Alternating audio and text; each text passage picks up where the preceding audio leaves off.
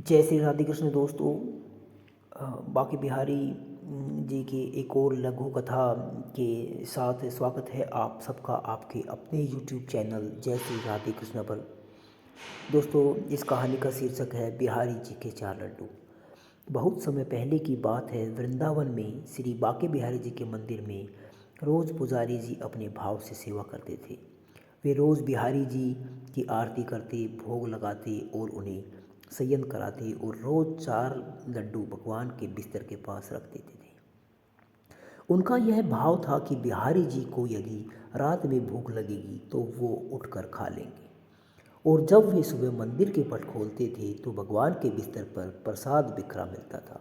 इसी भाव से वे रोज़ ऐसा करते थे। एक दिन बिहारी जी को शयन कराने के बाद वे 4 लड्डू रखना भूल गए।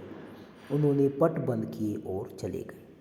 रात में करीब 1-2 बजे जिस दुकान से वो बूंदी के लड्डू आते थे, उन बाबा की दुकान खुली थी। वे घर जाने ही वाले थे, तभी एक छोटा सा बालक आया और बोला, बाबा मुझे बूंदी के लड्डू चाहिए।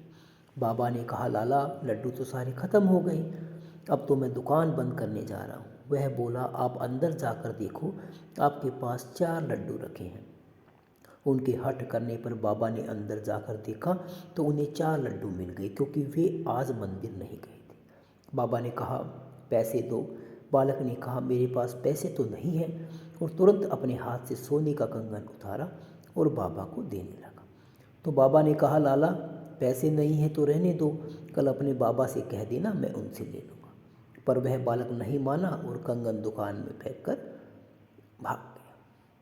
सुबह जब पुजारी जी ने पट खोला तो उन्होंने देखा कि बिहारी जी के हाथ में कंगन नहीं है। यदि चोर भी चुराता तो केवल कंगन ही क्यों चुराता। थोड़ी देर बाद ये बात सारे मंदिर में फैल गई। जब उस दुकान वाले को पता चला तो उस रात की बात याद आई। उसने अपनी दुकान में कंगन ढूंढा और पुजारी जी को दिखाया और सारी बात सुनाई।